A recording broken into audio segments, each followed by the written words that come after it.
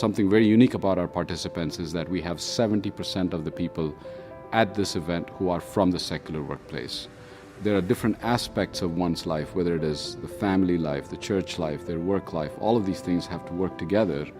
And the one area that we seem to be leaving out is the workplace, whether it is at home or whether it's outside. And that portion, we think, has nothing to do with our Christian walk, and that's just not true. The average person is going to spend 90,000 hours of their life at the workplace. That's a third of all of our lifetimes. So the way that we work, the way that we engage, the way that we collaborate, the way that we lead, the way that we see people or don't see people is going to matter.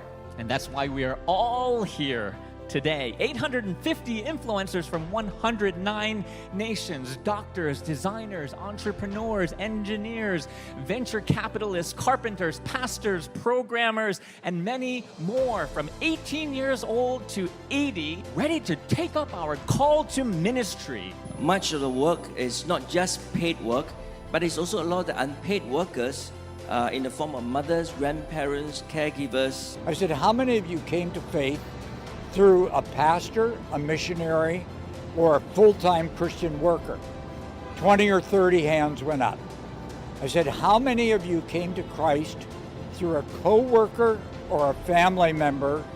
And almost everybody's hand went up. In order to fulfill the Great Commission, every believer must be a minister, and every workplace will be a place of ministry. The marketplace is becoming increasingly open to the idea of bringing your whole self to work, including your faith. The workplace Christian has a tremendous part to play in the fulfillment of the Great Commission.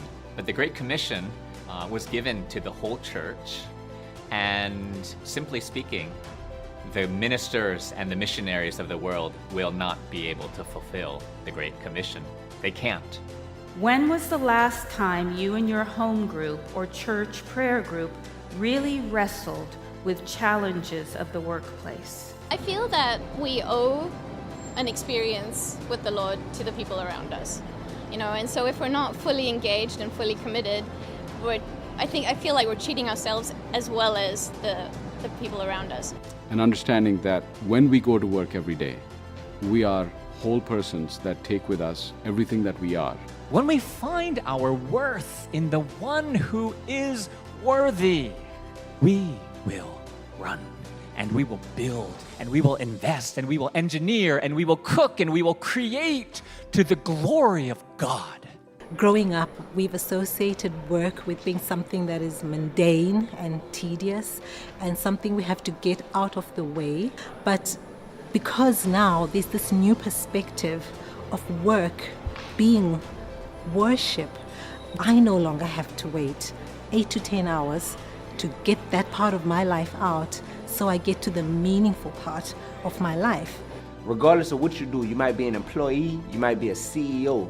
Regardless, God is concerned with the type of integrity that you are a part of that organization with. What are you really doing to make sure that His character and that His word is not only being preached, but being, lived out and walked on a daily basis? Something someone said was, we don't go to work to find our meaning, but we take our meaning to work.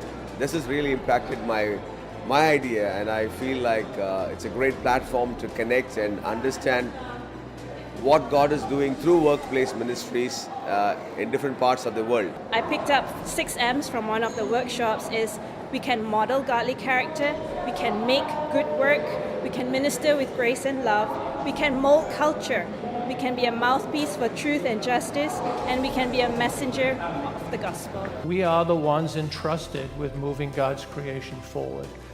We are in some way co-creators with God.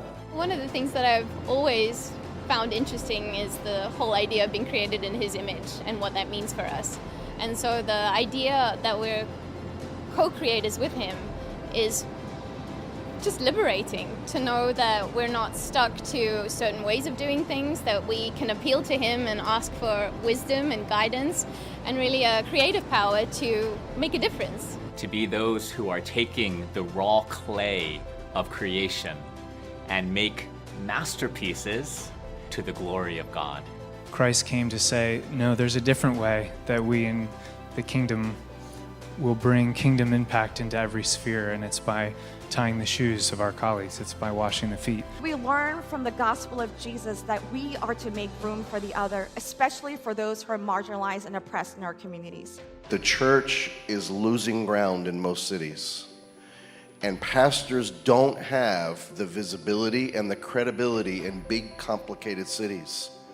Therefore, the three-legged stool, if we're going to win in our cities, we, marketplace folk, are going to have to come alongside pastors, parachurch ministries to get it right. Because none of the three can do it alone. How could a girl from Curitiba, Brazil, be part of this?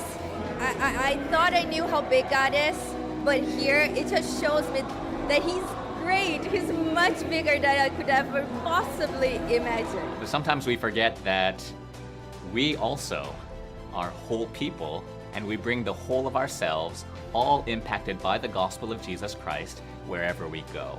And that's the vision, that's the call of GWF. In the wholeness of who God has made you, in the wholeness of how God has transformed you, be who God has made you to be wherever you go, into the workplace, in your family, in the church, and beyond.